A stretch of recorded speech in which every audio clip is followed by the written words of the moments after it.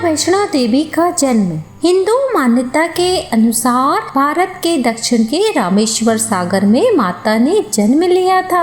रत्नाकर सागर निसंतान दाम्पत्य थे। रत्नाकर सागर ने माता के जन्म के एक रात पहले माता से यह वचन लिया था कि बालिका जो भी चाहे उसकी इच्छा के रास्ते में वो कभी नहीं आएंगे।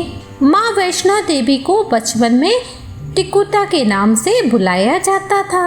विष्णु के वंश में जन्म लेने के कारण वे वैष्णवी भी कहलाई। त्रिकुटा और रामेश्वर।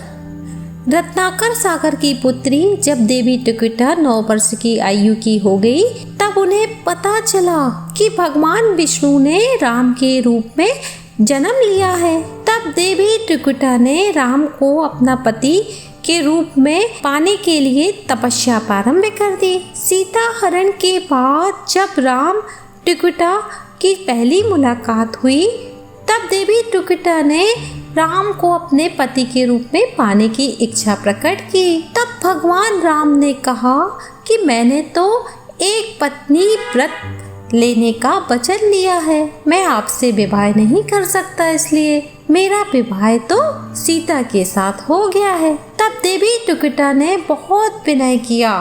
तब भगवान राम ने कहा कि लंका से लौटते समय आपने मुझे पहचान लिया, तब मैं आपसे विवाह करूंगा। जब श्री राम लंका से वापस लौटे तो टिकुटा उन्हें पहचान नहीं पाई। टिकुटा के दुख दूर करने के लिए श्री राम ने कहा कि आप टिकुटा पर्वत पर मेरी तब तक प्रतीक्षा करिए, कलयुग में जब भी मेरा अवतार होगा तो मैं आपसे ही विवाह करूंगा, तब तक हनुमान आपकी सेवा में रहेंगे। भगवान राम के आदेशानुसार आज भी वैष्णव माता प्रतीक्षा कर रही हैं और भक्तों की मनोकामना पूर्ण कर रही हैं। ऐसा कहा जाता है कि वैष्णो देवी के मंदिर का निर्माण 700 साल पहले ब्राह्मण श्रीधर पंडित के द्वारा किया गया था। श्रीधर पंडित बहुत गरीब थे। उनके मन में माता वैष्णो देवी के प्रति बहुत भक्ति थी। ऐसा कहा जाता है कि एक बार माता वैष्णो देवी ने उन्हें स्वप्न में कहा कि वे माता का भंडारा करें। तब माता के प्रति समर्पित श्रीधर ने सभी को भंडारा के लिए आमंत्रित किया और निमंत्रण दिया, परंतु भंडारे में इतने सारे लोग आ गए।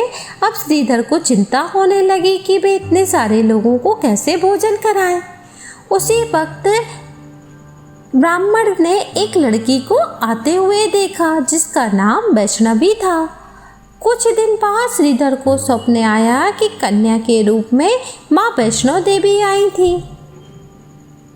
कन्या के रूप में माँ वैष्णो देवी ने श्रीधर को एक सनसनी गुफा के बारे में बताया।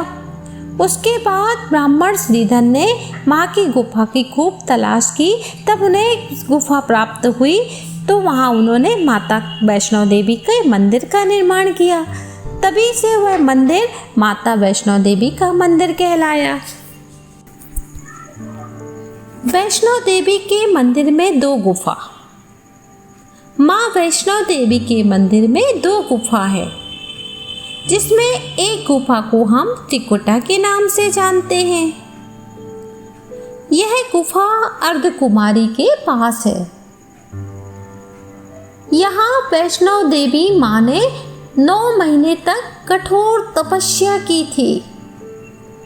दूसरी गुफा मंदिर के भवन के पास है, जिसमें 3 पिंडियों का वास है। ये पिंडियां हैं देवी सरस्वती, लक्ष्मी और काली। लेकिन माता वैष्णो देवी की यहाँ कोई भी पिंडी नहीं है। माता वैष्णो देवी यहाँ अदृश्य रूप में है, फिर भी यह स्थान वैष्णो देवी तीर्थ कहलाता है। इस गुफा में पवित्र गंगा जल निकलता है। माना जाता है कि यहाँ कई प्रकार के चमत्कार देखने को मिलते हैं। गुफा में भैरव मंदिर का रहस्य। गुफा में भैरव का शरीर रखा गया है। माँ वैष्णो देवी ने भैरव को त्रिशूल से मारा था, जिससे उसका सर उड़कर टिकुट पर्वत पर चला गया था, जिसके कारण माँ भैरव मंदिर का निर्माण हुआ था। तभी से भैरव का शरीर माता वैष्णो देवी के मंदिर में है। कहा जाता है अपने वध के पश्चात भैरव को अपनी भूल का पश्चाताप हुआ। उसने माँ से क्षमा मांगी। माता वैष्णो देवी जानती थी, पर हमला करने के पीछे भैरव का प्रमुख कारण मोक्ष प्राप्त करने का था।